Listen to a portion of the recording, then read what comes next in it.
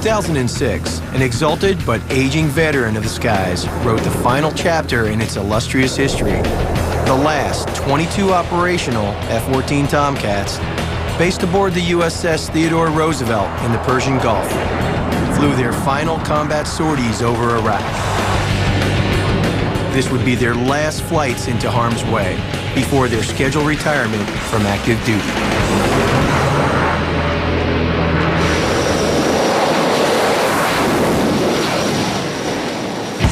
Now, months later, in the waters just off the coast of Virginia, the last two squadrons of F-14s are about to complete their last aircraft carrier exercise and make for home.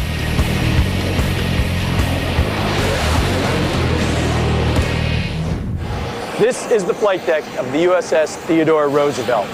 We're here today to document the last CATs and traps, or catapult takeoffs and arrested landings, of one of the Navy's most amazing fighter jets, the F-14 Tomcat. Now, I had the distinct privilege of driving the Tomcat for 6 years. The first 3 were with Fighter Squadron 51, embarked aboard the USS Carl Vinson. Back then, our commanding officer was a sharp aviator named Admiral Robert F. Willard, call sign RAT.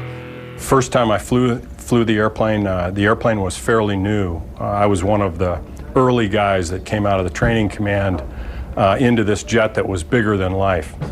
Admiral Willard is now the Vice Chief of Naval Operations, but like me, he'll always be a Tomcat guy at heart.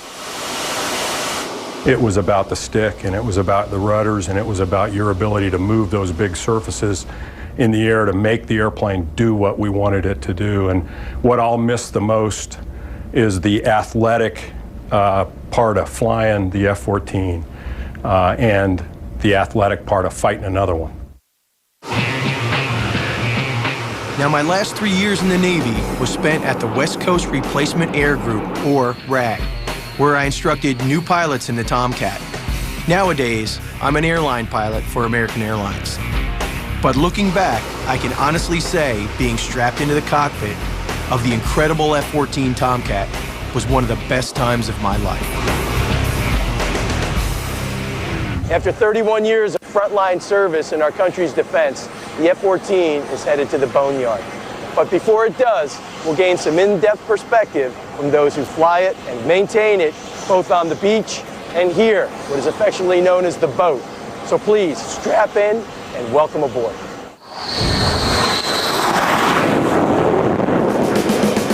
Now, some of my naval comrades have described an aircraft carrier flight deck as being the most dangerous 4.5 acres of U.S. real estate anywhere in the world. I'd have to agree, and the USS Theodore Roosevelt is no exception. It led the Coalition Strike Group in Operation Enduring Freedom in 2001, and in 2003 for Operation Iraqi Freedom. With an arsenal of approximately 70 tactical aircraft, the Roosevelt chalked up some astounding stats. 1,703 combat sorties flown, 11 million gallons of jet fuel consumed, and more than 1 million pounds of ordnance dropped. And the F-14 Tomcat played an integral role in that equation. It really has evolved from sort of a Cold War icon into a modern-day lethality air-to-ground bomber. When we incorporated the Lantern system, laser targeting pod onto the plane, and some other capabilities that have evolved over time, it's truly become, I think, the weapon of choice in Iraq right now.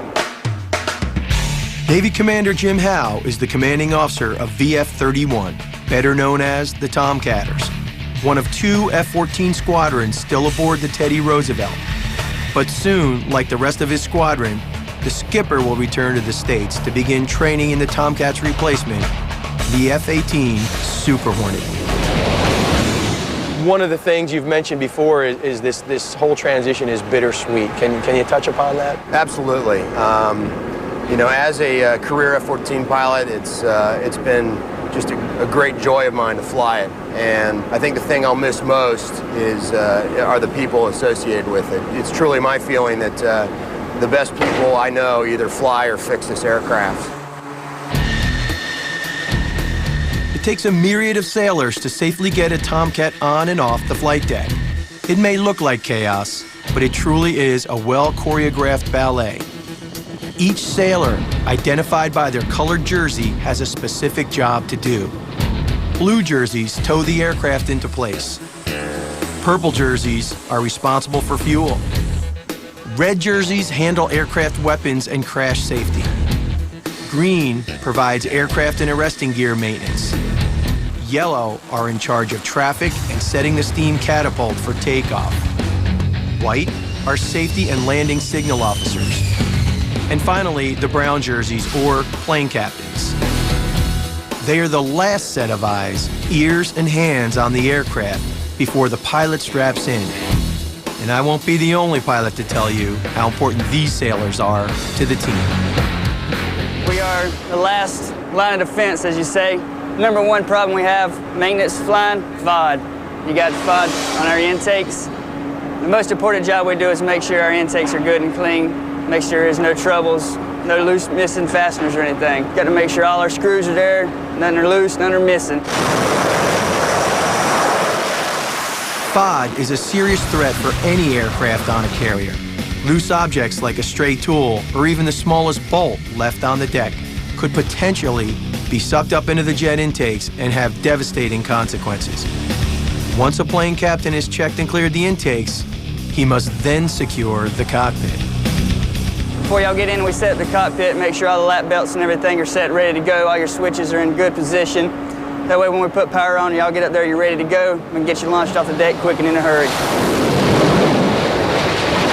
Totally put my trust in these guys, because once you're going off the front end of the catapult, that's it.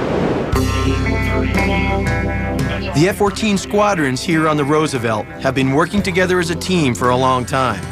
Only words like faith, respect, and professionalism can truly describe the attitude they share for one another.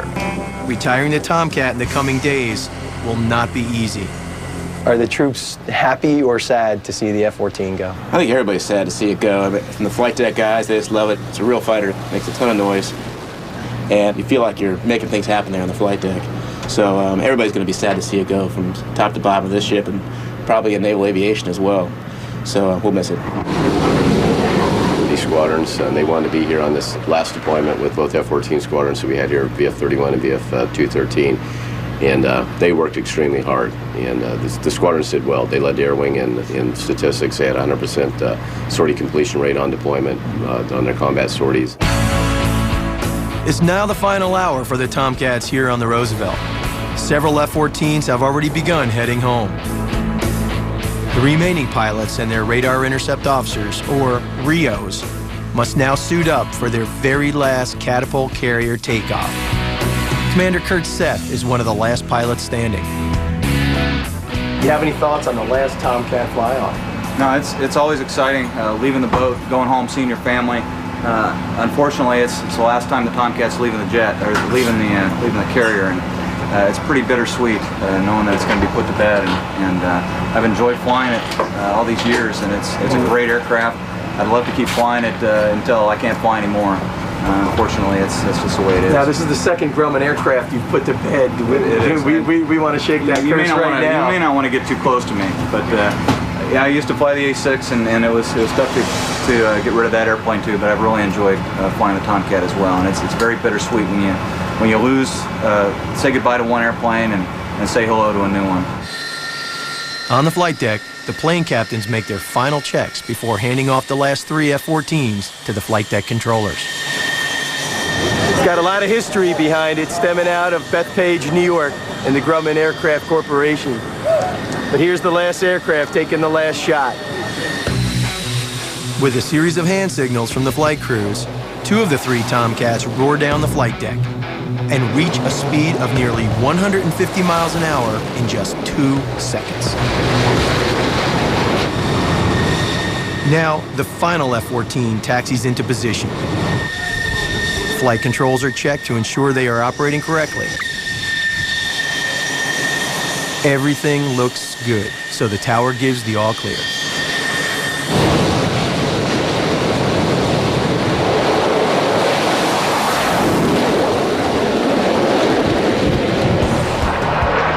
pilot circles around to make one last flyby pass, traveling at supersonic speed.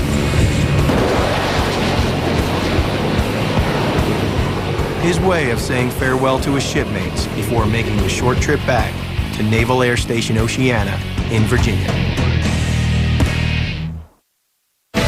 We now return to the special edition of Modern Marvels, the final farewell to the F-14 Tomcat.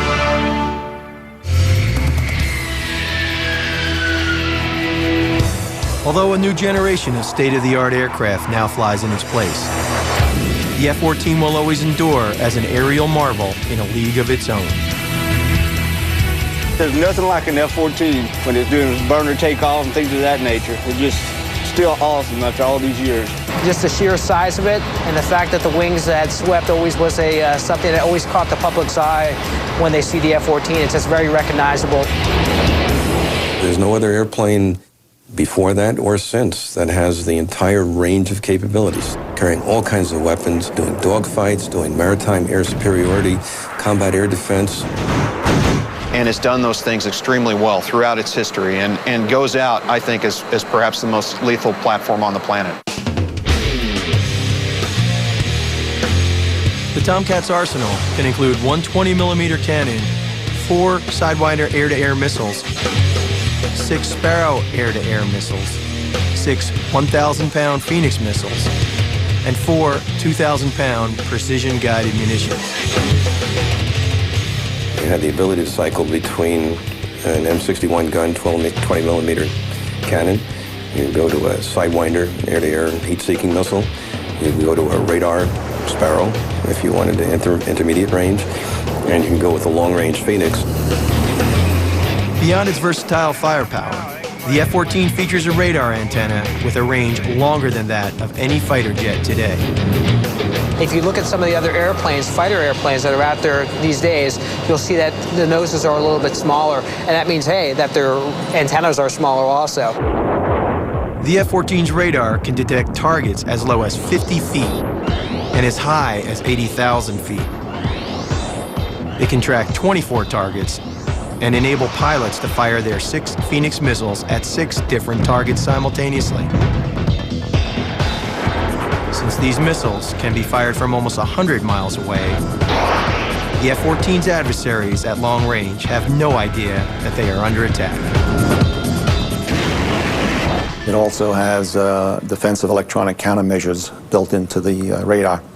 So it's harder for the enemy to detect and to jam against this radar. And by the time his radar would have detected you, well, he'd be dead. It remains today really the benchmark of the multi-mission fighter attack airplane. It's high-speed intercept, Mach 2.4. It's capable of air combat maneuvering. Variable sweep wing gives it a dogfight capability second to none. The F-14's variable geometry swept wings shift their position based on the jet's airspeed. The wings sweep back as far as 68 degrees at supersonic speeds and can sweep forward to 20 degrees to allow takeoffs and landings on aircraft carriers. Fully extended, the wings enable as much air as possible to pass around them, generating optimum lift. Swept back at higher speeds, the wings minimize the F-14's drag. Another signature feature of the Tomcat provides its prodigious thrust, twin turbojet engines. There are 2 series of engines that have been used in the F-14. The oldest is the Pratt & Whitney TF-30 engine. It had about 17,000 pounds of thrust available. The follow-on for that engine was the GE 110 that all the Bs and the Ds are flying today. It has about 10,000 pounds more thrust per engine, so a total complement of about 56,000 pounds of thrust. The afterburner capability of this GE F-110 engine allows this airplane to accelerate to speeds in excess of Mach 2.3, which is approximately 1,500 miles per hour if you're looking at your speedometer. At such lightning speeds, controlling the rush of air entering the jet engine intakes is imperative. This is one of the intakes for the F-14B that we're looking at here. Since this is a supersonic fighter, we have to kind of slow down the air before it hits the motor. If supersonic air does hit the motor, it'll stall it. So when they developed the F-14, they developed an air inlet control system, which allows these ramps, there's actually 3 ramps, number 1, number 2, and number 3 ramp. These program down as a function of your Mach number. And the faster you go, as you approach supersonic speed, Mach 1, all these ramps will be deflected down, decreasing the air that goes in here. So it controls the amount of flow that goes into the motor.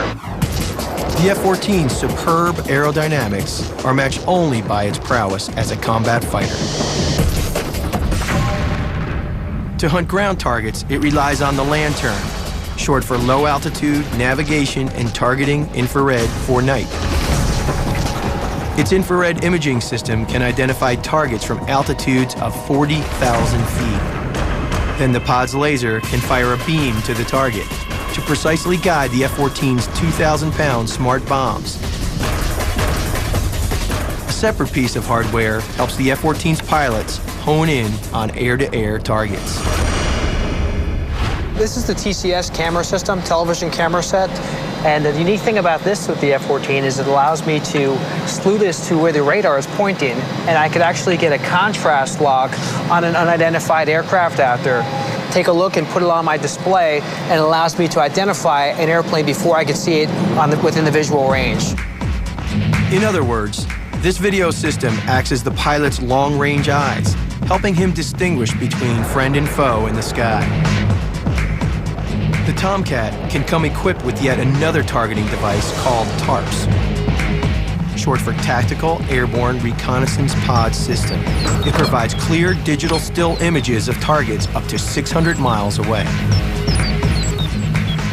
Go in and fly for more than 1,000 miles, go in deep into enemy territory, get pictures, photographs. Such impressive features embodied in such a nimble and deadly aircraft have combined to grant the Tomcat a mystique all its own. The origins of the F-14 date back to the early 1960s, when America's Cold War with the Soviet Union was heating up. The Russians were developing a large family of surface-to-surface cruise missiles that flew extremely low. At such low altitudes, there were more signals that could interfere with the radar on U.S. ships, which might be unable to detect these missiles until they were too close. The Soviets also possessed deadly air-to-surface bombs.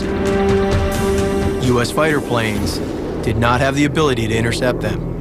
The Russian attack aircraft that could come in from hundreds of miles away and do a pretty devastating job in a carrier group if they got too close. The Pentagon realized it needed an aircraft that could take on the Soviets. We needed air superiority, which required an air combat maneuverable fighter aircraft, capable of being nimble and agile and dogfighting. The plane also needed to carry a powerful radar system to help it quickly intercept an enemy's missile. And that was the ability to protect the carrier fleet and to be able to go out hundreds of miles and detect anybody that's incoming from a long range. In November 1962, the Pentagon awarded the Grumman Corporation a contract to build an interceptor version of a fighter already in development, the General Dynamics F-111. Grumman's F-111 for the Navy began flying on May 18, 1965, but it had several problems. It was a whopping 85,000-pound fighter, too difficult to land on the aircraft carrier, and its swing wings had to be operated manually by the pilot. What the Navy really wanted was a fighter aircraft, and the fighter aircraft that the F-111 represented wasn't a particularly good fighter. It was too big, it carried too much fuel. By 1966, the problematic F-111 had become a time-consuming headache for the Navy, prompting its leaders to create a new jet fighter with a demanding set of requirements. Mach 2 speed, great maneuverability, a powerful radar, and the ability to carry a variety of weapons. Furthermore, the new plane had to be light enough to take off from and land on an aircraft carrier. During the summer of 1968, the Navy solicited engineering proposals for the new fighter from 5 leading aerospace contractors. In January of 1969, Grumman again was declared the winner. Its $5 billion military contract was the largest in history. But the contract was demanding. Grumman was bound to deliver 700 airplanes over 8 years. Even more daunting, it would need to have a plane ready for test flight in 17 months, half the usual time for a program of this type. From contract signature to the delivery of the airplane, we had a requirement of 51 months. Work on the plane began in August 1969. One of Grumman's first decisions was to include a feature originally designed for the Air Force's YF-12 Blackbird and adopted by the F-111B, the AWG-9 Doppler radar system. This was a significant improvement over pulse radar from World War II, which was still used on aircraft carriers in the 1960s. Pulse radar measures distances from targets. It works effectively in the open sea, but closer to land, stationary features, like mountains, clutter the radar operator's display. Doppler radar only measures moving targets without regard to background. It could easily detect Soviet cruise missiles. While the F-111 had only 2 forms of pulse radar and 2 forms of Doppler, the new plane would have 6 radar modes, 4 in Doppler and 2 in pulse. This doubled the number of targets the jet could track, from 12 to 24. And it could counter the cruise missiles from greater distances. With a proper air-to-air weapon, the jet could theoretically down the Soviet missiles. The AWG-9 was an excellent transfer to the F-14. We needed it for the excellent range it has and for its excellent capability. Developing a sophisticated radar system for the new jet fighter was one thing. Designing the new state-of-the-art fighter itself was another. To answer the challenge, Grumman engineers would have to reinvent the basic components of the military aircraft. The name Tomcat was selected partly as a tribute to the F-14 program's strongest supporters, Navy Admirals Thomas Connolly and Thomas Moorer. We'll be right back with more modern marvels here on the History Channel. In 1969, after landing the $5 billion contract for the F-14, the Grumman Corporation set its sights on the new fighter plane's design. Engineers faced the sobering challenge of designing a jet plane that had to travel at Mach 2 speeds and maneuver spryly in battle while carrying tons of weapons. Grumman's first priority was the swing wing. The concept is simple. A swing wing enables a plane to fly faster by reducing the wing's frontal area and the plane's overall drag. In May 1952, Grumman had developed the first Navy swing wing plane to fly, the XF-10. But it was plagued by a variety of engine, stability, and control problems. In 1953, the XF-10 program was scrapped. But the swing wing concept had shown great promise. We learned an awful lot in the process of doing it. And after that, we were teamed with General Dynamics in the production of the F-111 aircraft. There was another case where Grumman got very valuable experience in dealing with variable sweep wings. We pretty well had a grip on what not to do when the F-14 program came along. But not at first. Designer Bob Kress and some of his colleagues disagreed about the airspeed at which the F-14's wings should be swept back. Kress's fellow designers felt that speed should be Mach 1.2 or 900 miles per hour. When the fellows came in and dumped that number on me, I was quite shocked. And I started to ask, what would anybody be doing at Mach 1.2? With the wings unswept, the airplane would be screaming at them. Before the F-14, pilots flying swing wing aircraft were the ones responsible for sweeping the wings back. Kress felt a system was needed that would relieve pilots of concerns about the swing wing's optimum position. His team devised an air data computer called the Mach Sweep Programmer. It would automatically sweep the wings without any input from the pilot. That's probably the most unique characteristic of the airplane in the sense that It provided the first truly computer-controlled operational variable swept-wing aircraft. The pilot could override the computer if it was a computer failure. Kress's team subjected the wings to countless wind tunnel trials. What we did as the Mach number increased beyond Mach 0.7, we gradually started to sweep the wings back until they were at full sweep at about Mach 0.95. There was tremendous compatibility between limitation of bending moments and making the airplane a superb fighter in terms of drag and buffet and turning performance. Weight considerations were a key factor in choosing what material would be used to construct the swing wings. Since the F-14 would carry tons of weapons, Grumman chose titanium, which is both lighter and stronger than steel. Welders fused several pieces of titanium together to form a key part of the F-14's airframe, the wing box. The wing box structure is the structure that effectively went from one side of the aircraft on its wing pivot to the other side of the aircraft on that side's wing pivot. The titanium box beam was a marvelous piece of engineering. It weighs 2,500 pounds, and it's all welded together.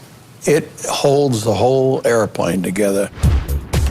The completed wing box and airframe showcased their structural integrity during more than 500 test drops. The F-14 would be made up of 35% titanium. While its wing box was composed entirely of titanium, the rest of the aircraft would consist of approximately 40% aluminum alloy, less than 1% boron, and about 18% steel. The F-14's high percentage of titanium helped make it 40,000 pounds lighter than the F-111. Its trim physique would enable it to increase its thrust-to-weight ratio, a crucial measure of aerodynamic performance. The ratio was calculated by dividing an aircraft's thrust, measured in pounds, by the aircraft's weight in pounds. The greater the ratio, the better the performance. In order to achieve the ideal thrust-to-weight ratio, Grumman engineers began an exhaustive series of tests, with most of the emphasis on the swing wing. They subjected models in more than 2,000 configurations to over 9,000 hours of wind tunnel testing. By January of 1968, they'd found their ideal model. Number 303E, a swing wing craft powered by twin jet engines, each producing 20,000 pounds of thrust. The twin engines were significantly separated from one another. And early on, we didn't really realize how valuable that separation would become as a place where we could nest missiles one behind the other. Missiles as big as the Phoenix missile and as big as 2,000-pound bombs. The F-111 had an internal bomb bay and permanent fittings for carrying the 6 Phoenix missiles. The Tomcat carried its weapons externally. It's what we call the pallet concept. And if you look at the bottom of the F-14 airplane, you'll see the 2 Phoenix missiles or 2 2,000-pound bombs. They're located on rails, and the rails are contoured such that the fins of the missiles and part of the missile is covered by the rails, which cuts the aerodynamic drag of the weapons. Weapons crews could change the pallets quickly, depending on the mission. Another innovation by Grumman engineers was the F-14's twin vertical tail design. This configuration had never been used before in any jet fighter. 2 shorter tails, as opposed to a single taller tail, would make it easier for pilots to maneuver the plane on carrier hangar decks with height limits. But most importantly, the 2 tails would create greater directional stability. When you have 2 tails, you have twice as much surface that can be applied to the aerodynamic forces. You can get twice as much correction factors. You want something that straightens the airplane out. If you lose an engine, it tends to slide laterally and rotate, and you want it to stop rotating.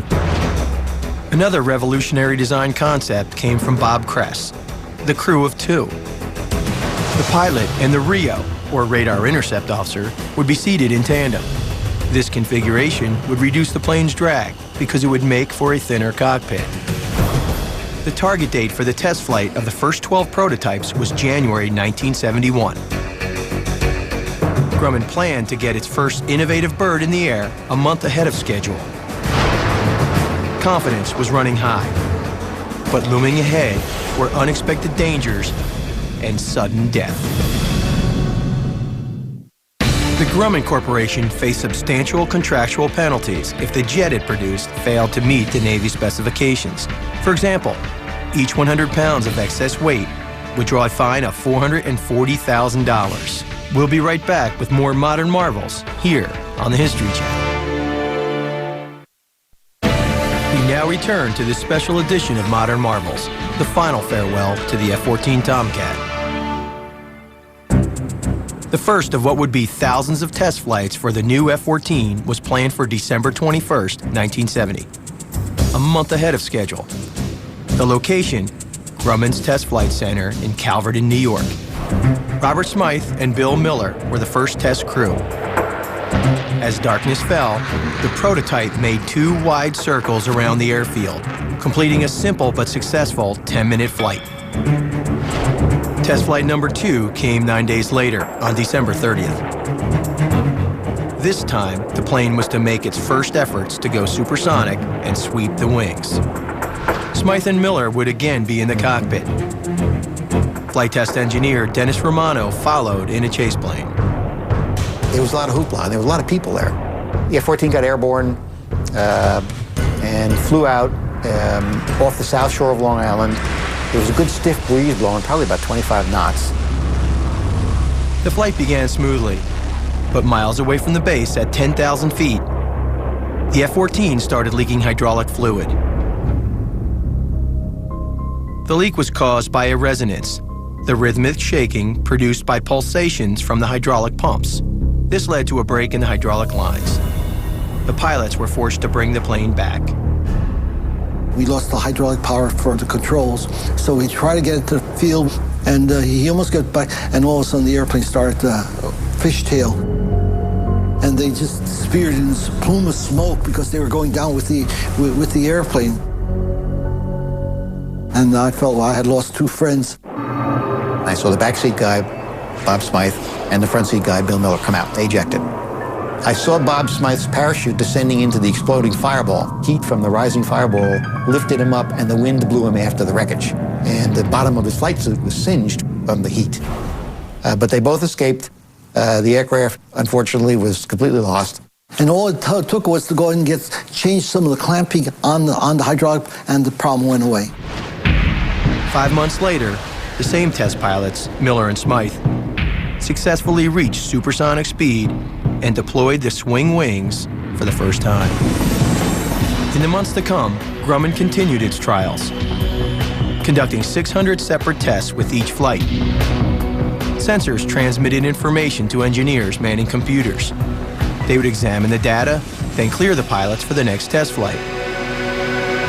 Let's say out on a wing panel, you had 50 stress points on the wing that you wanted to measure. Each wing you put 50 instrumentation points. And these are little sensors, and each one of those is a parameter. 600 of those are being recorded constantly. Some of them are electrical, some of them are stress, structure, engine, fuel system. And what you happen to be testing primarily that day is where the focus and the emphasis is. We could go out and continue to do our testing until the engineer on his flight test console would see some sort of a danger point and decide at least we would stop that portion of the test, but then go on to some others. The structural test program was the most demanding phase for both plane and pilot. The F-14 flew every maneuver imaginable at low speeds, high speeds, and at all altitudes. Sometimes, depending upon the flight configuration and the loading of the airplane, we would roll the airplane as high as 270 degrees per second. And for an airplane that weighed 40,000 pounds, that was pretty good. A lot of inertia. We did that at twice the speed of sound. Then we also did it at 900 miles an hour at 5,000 feet. Up to 135 structural test points were assessed in a 4-hour flight. And I will tell you that even for a young man at the end of a 4.5-hour structural flight, you were pretty worn out. The rigorous test flights finally exacted a terrible price. In June 1971, Bill Miller, who piloted the first flights, mysteriously lost control of his plane and died in a crash. But the testing continued. The most vexing problem proved to be the F-14's engine. The same basic model that Grumman had been contractually bound to use for the F-111. Grumman had installed Pratt & Whitney's TF-30 engine on most of its tests and all of its production F-14s. The engine had difficulty coping with both extreme aerodynamic maneuvering and high-load stresses. Every time you fly, you're stretching the envelope. You're not just flying straight and level like a regular jet passenger airplane. You're flying very fast. You're stressing it aerodynamically, inertially, every which way. Sometimes fan blades broke off and flew through the rest of the engine, destroying it entirely. Engineers solved the problem by developing engine improvements, including stronger titanium alloy fan blades. They also added steel containment bands to the fan cases to prevent damage to the aircraft during possible engine failure. Additional improvements, like this one, enabled the F-14 to live up to its potential. Over the next 18 months, only 2 more planes were lost. But the most crucial and intricate test was yet to come, one that required the plane to fire 6 Phoenix missiles simultaneously at 6 separate targets. You have to have 6 separate drones flying in 6 different places, and you have to have an F-14 with 6 Phoenix missiles, and you have to have all the range and all the coordination capability. A big deal. Nobody has ever attempted to fire at 6 widely separated targets simultaneously. The pioneering test would take place at the Naval Missile Test Center at Point Mugu, California, in November 1972. The F-14 would fire missiles at targets flying at altitudes ranging from sea level to 100,000 feet. Fox 1, 1's away, 2's in the air, 6 in the air. Only one of the 6 missiles failed to hit its target. Hit 5 directly, smashed right into them. It's incredible. And the one that missed, I don't recall exactly if it was within lethal range, but it wasn't far off. The Navy was sold. 3 months after the 6-on-6 test, it took delivery of its first F-14s. The Tomcat program hit stride. Over the next 3 decades, thanks to ongoing improvements, the F-14 would repeatedly prove its worth in combat. But in 1979, America's attempt to help an ally would spell near disaster for the Tomcat and the United States. Over the course of 36 years, a total of 69 aircrew have lost their lives operating the F-14 Tomcat. We'll be right back with more modern marvels here on the History Channel.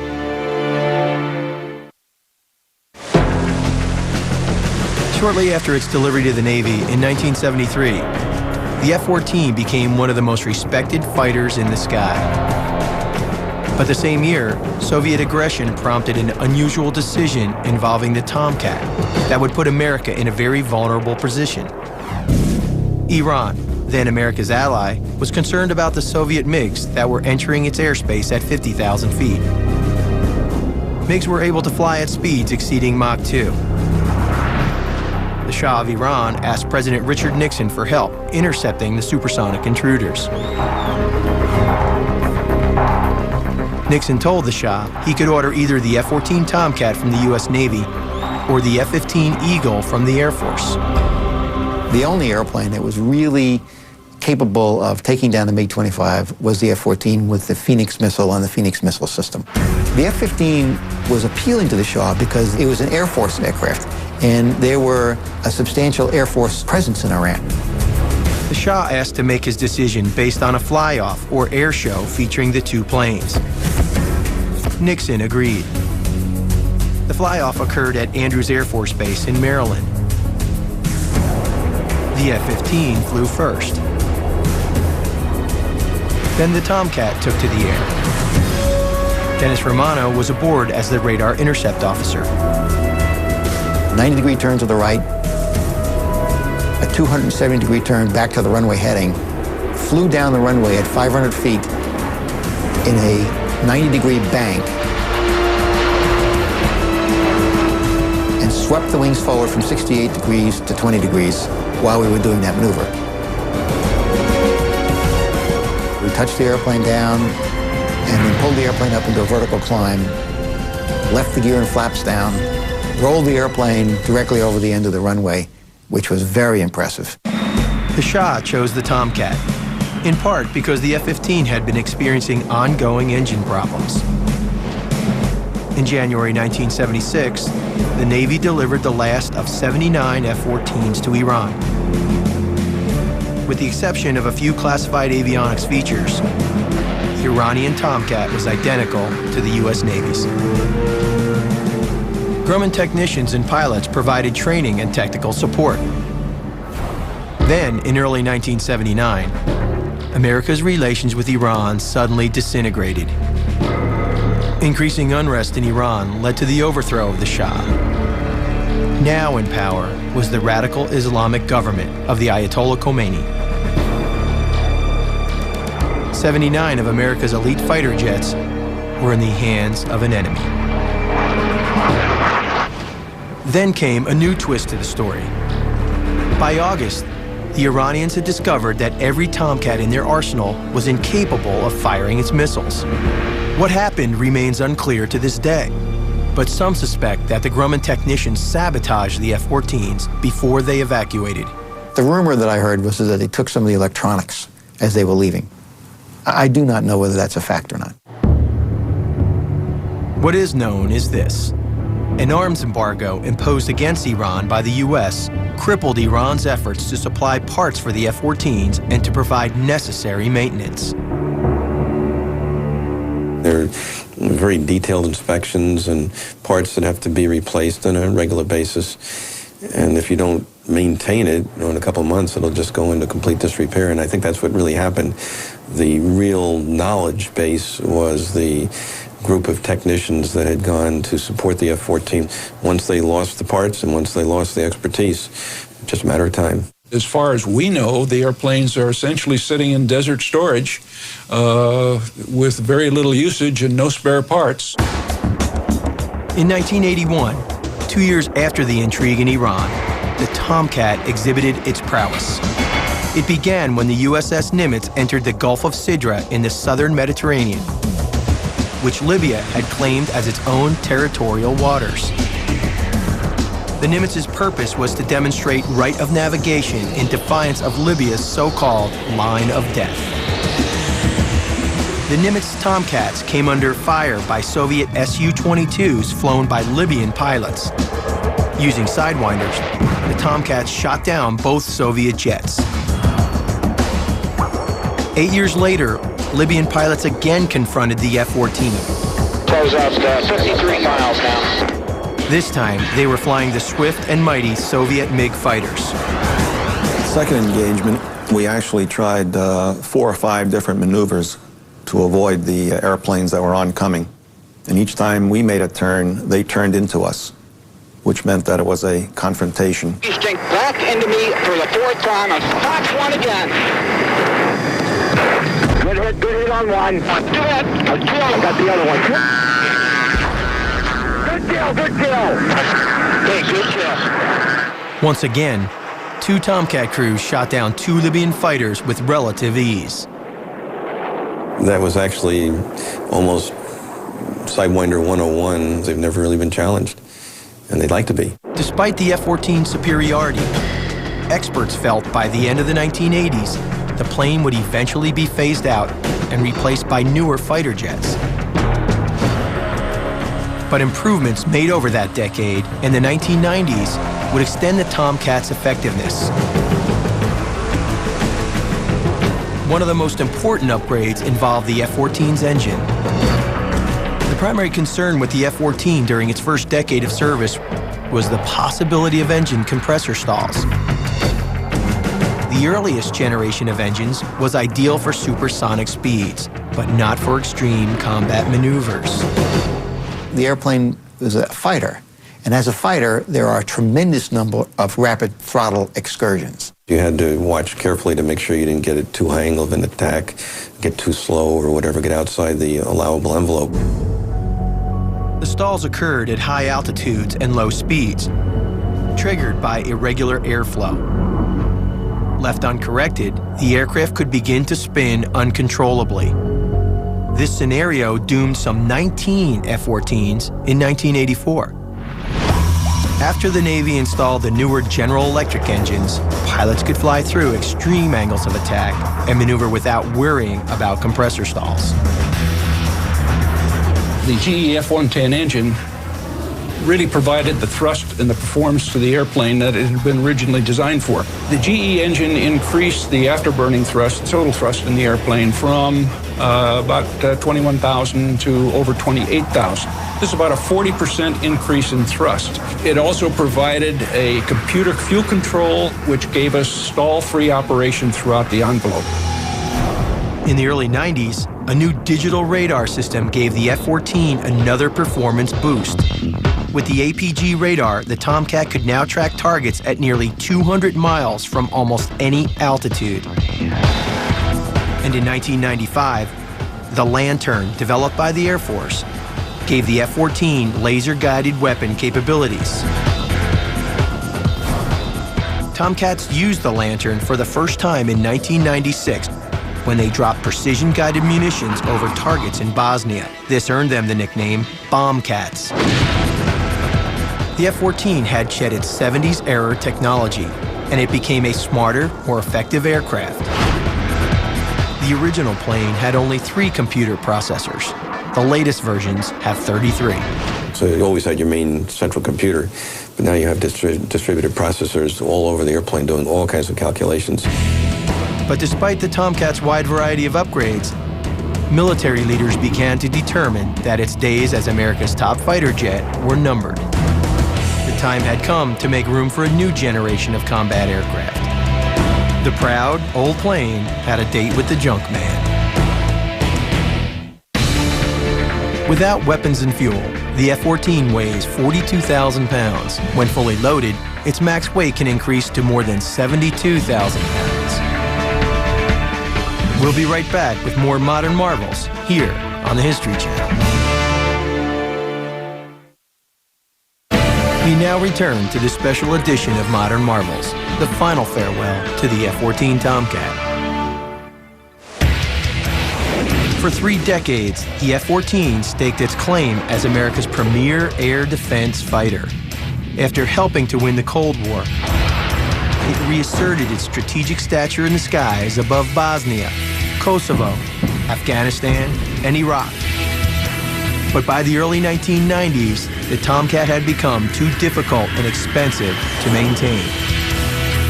Part of the problem was the complexity of its design, including its variable geometry wings. Another factor was the harsh salt air environment it inhabited on aircraft carriers. For every hour the F-14 was airborne, maintenance crews had to expend some 40 to 60 man-hours to keep it operational. It's certainly still very capable, better than most airplanes in the world's inventory, has some awesome firepower to it, lethality to it, but it is an old airplane. The sailors that work on it work very, very hard to keep it up and keep it flying. We really started in earnest phasing out the F-14s in about the early 90s time frame. The aircraft was approaching 20 years old. Many of the original aircraft were starting to reach the end of their service lives. So we started transitioning squadrons from 2 squadrons in each battle group down to 1 squadron in each battle group. At the same time, the F-18 Hornet was coming online, so it was starting to take some of the missions that the F-14 could fly. The Navy finally decided to withdraw all remaining Tomcats by 2006. Each retired jet first comes to Oceana Naval Air Station in Virginia. Here, experts determine its ultimate fate. Some of those aircraft are destined to go to museums throughout the United States or military bases throughout the United States, be placed on public display. Some of the aircraft will go to what we call AMARG, which is at Davis-Monthan Air Force Base in Tucson, Arizona. That is a storage facility that military aircraft go out there in case we ever decided to bring a Tomcat back into service for some reason. We'll keep a certain number of Tomcats out there. The remaining F-14s stay here at Oceana, where teams of mechanics strip their parts in preparation for a date with the shredder. It's all part of the Navy's Stricken Aircraft Reclamation and Disposal Program, or SARDIP. William Bell of Titan Systems spearheads the project. After 30 years of maintaining the F-14, being involved in the management and control of the aircraft, trying to extend the life as long as we possibly could, and seeing it in service for 30-plus years, it's a very bittersweet scenario for me to be the guy that also is in charge of making them go away. On this day, former F-14 maintenance crewmen Larry Brown, Matt Cullen, and Tyrone Pickett are stripping a Tomcat that once soared proudly over Iraq in Operation Iraqi Freedom. It's now known simply as number 161428. Each aircraft is assigned a bureau number, and for us to make it easy for us, we just assign write the bureau number on the part and pretty much track it that way. It will take them about 2 to 3 weeks to carefully remove and catalog close to 500 separate parts. I've spent all those years maintaining them, and now I'm actually tearing them apart, and it's sort of hard, to tell you the truth.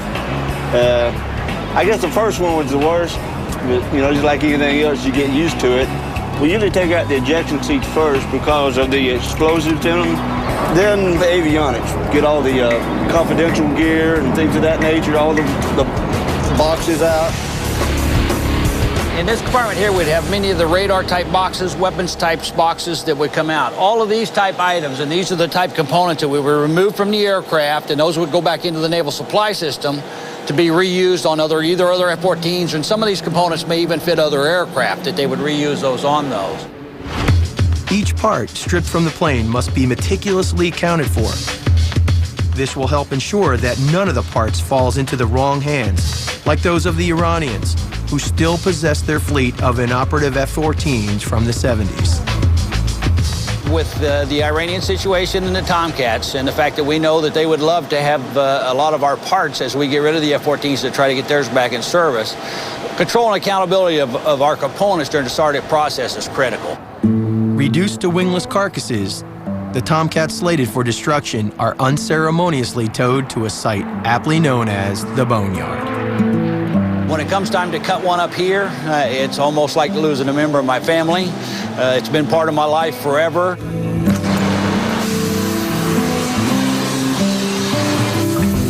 The cut-up remains of the aluminum airframes are later shredded and recycled.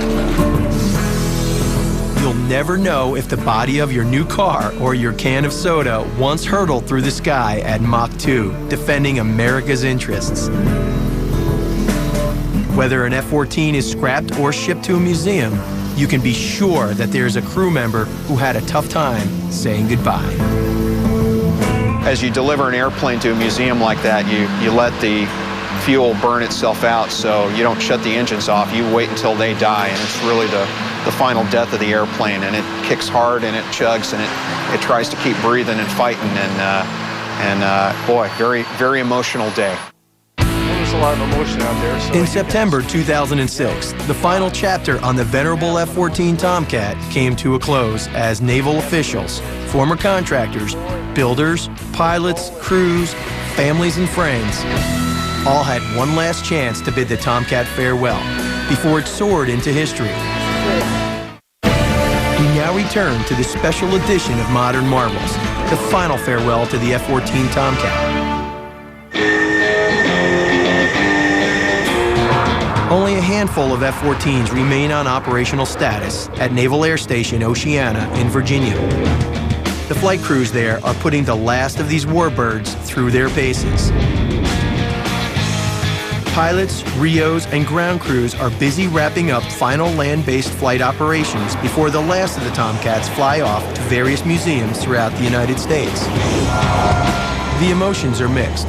As pilots celebrate their final ride with the traditional Navy champagne toast, ground crews go to work on this aircraft for the last time. It's been sad. I guess in my 24 years, this will be the saddest point of it, is seeing the F-14 go.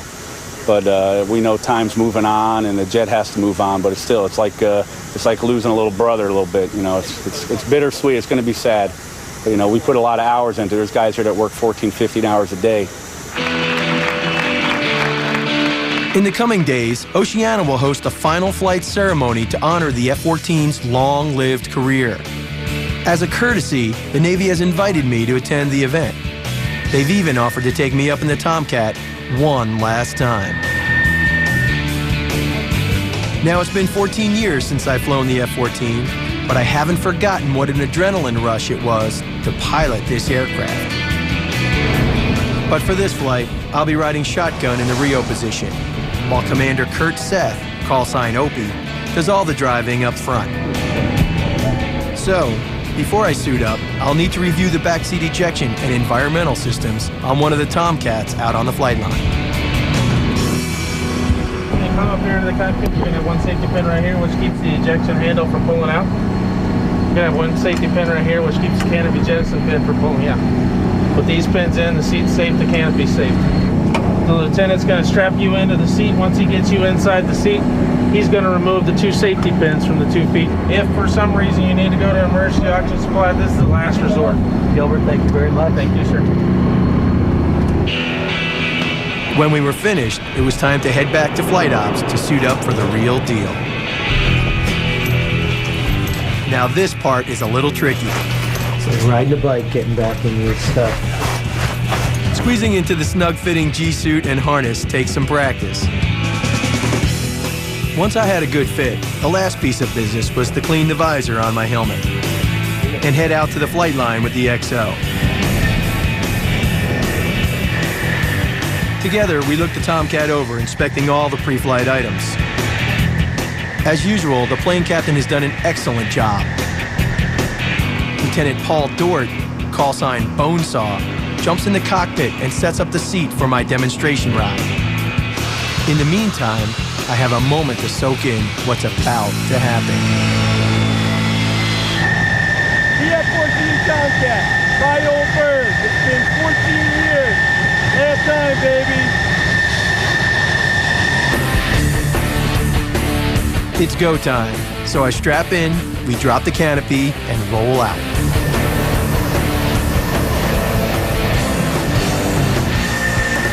So 6-1, clear for takeoff on the right, switching airborne. Rudders, heights, motors, all good. No caution warnings. Flight instruments good. I'm all set. Good to me. There we go.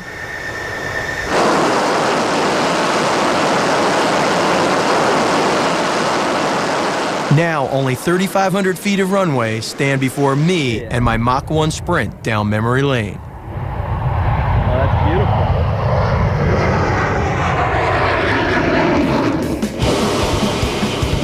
As soon as we got airborne, Commander Seth reintroduced me to the intensity of G-force by pulling a couple of barrel rolls and a few evasive maneuvers. Okay, coming left. And we'll go right. Nice G-forces, very nice.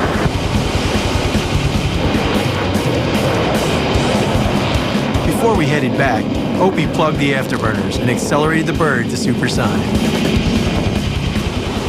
All right, here we go. Supersonic dash here. Okay. If we can get there, there's 119. There's, come on, baby. There it is, 1.2. Nice.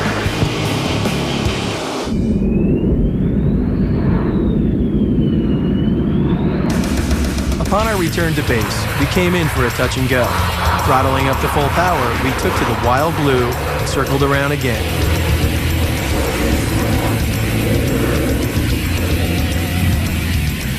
On final approach, the XO put her down for good.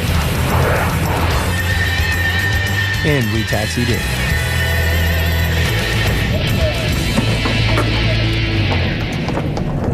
That was awesome. That was unbelievable. It's everything I remembered. I'd do it again in a heartbeat. XO, thank you very much. You did a great job. Couldn't have been better. For a retired Tomcat pilot, walking away from the F-14 for a second last time felt pretty amazing. But on the following day, the Navy only had one shot to say goodbye. To kick off the ceremony, a memorial was unveiled at the Oceana Warbird Petting Zoo, as they call it. Many of the Tomcat's biggest fans took to the podium. Model of aircraft. We all have our memories of this magnificent fighter. And those memories will continue to fuel the fighter spirit for decades to come. Over on the tarmac, a crowd of naval officials, former contractors, pilots, crews, families, and friends gather to share stories and to witness the F-14's final flight into history. The F-14 Tomcat certainly has a great legacy. It's certainly a legend in naval aviation, and it's more than earned its place in history when you really stand back and look across the history of aerospace. I took many young aviators to various aircraft carriers on the West Coast, and I never ever lost the thrill of seeing the light bulb come on for somebody in the front of a very difficult airplane to land on board an aircraft carrier. And it motivated me. I love doing it. I did it probably more than I should have.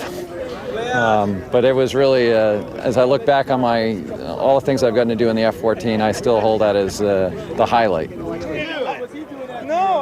As I was mingling with the crowd of Tomcat enthusiasts, I ran into a couple of familiar faces. Miramar fighter buddies from way back. Two of the most talented fighter pilots I've ever flown with in my career, and I'm honored to have hung with these guys. He's the second best fighter pilot, well actually third best fider pilot I know.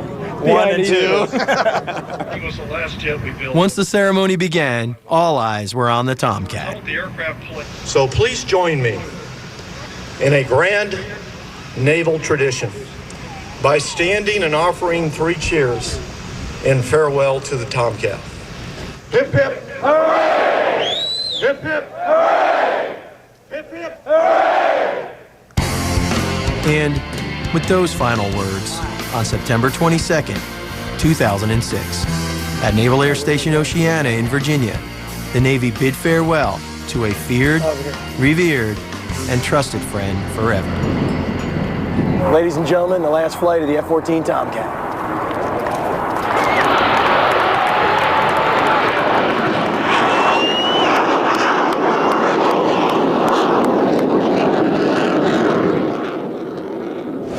I'm standing here at the Aerospace Maintenance and Regeneration Center, better known as the Boneyard.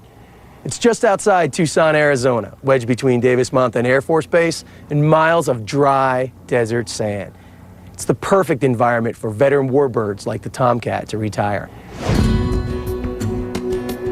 AMARC is the final resting place for more than 4,200 aircraft, including 167 F-14 Tomcats. Most aviators consider this place hallowed ground. It's a sanctuary filled with distinguished veteran warbirds.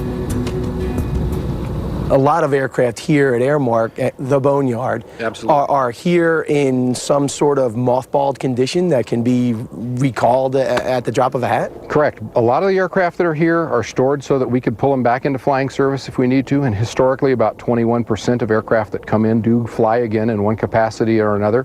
The F-4 Phantoms, predecessor for these guys you see flying around now as target drones, come back out. But also a lot of parts birds. So an aircraft like this that looks like it's been stripped down has saved the taxpayer millions of dollars in parts that have come off that aircraft and gone back out in the fleet that we haven't had to buy new.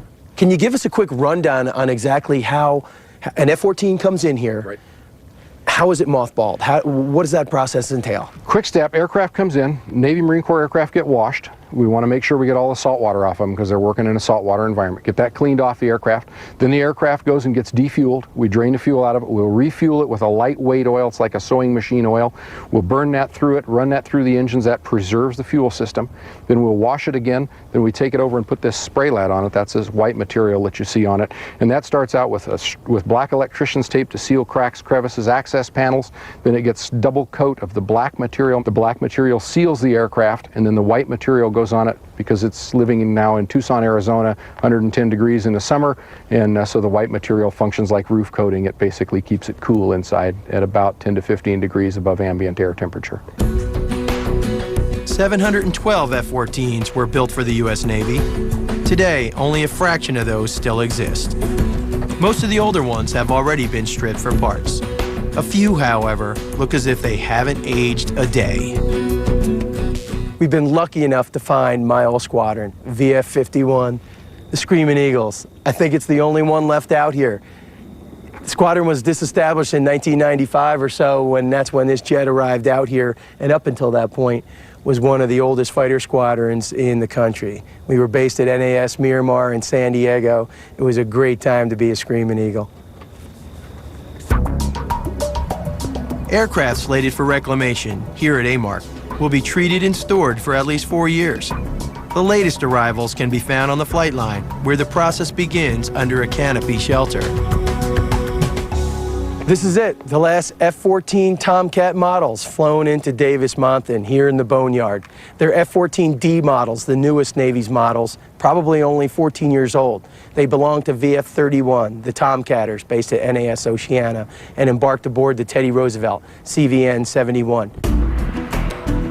It's a long shot, but it's possible these retired fighters might get called back to active duty in the future. But until then, the Tomcats here at the Boneyard will have to quietly wait to fight another day. A new breed of Tomcat fighter now rules the skies. But the F-14 will endure as the pioneering wonder that changed the face of aerial warfare. A plane not measured simply by its superior abilities, but also by its indelible mystique. I'm Terry Dietz for the History Channel. Thanks for watching.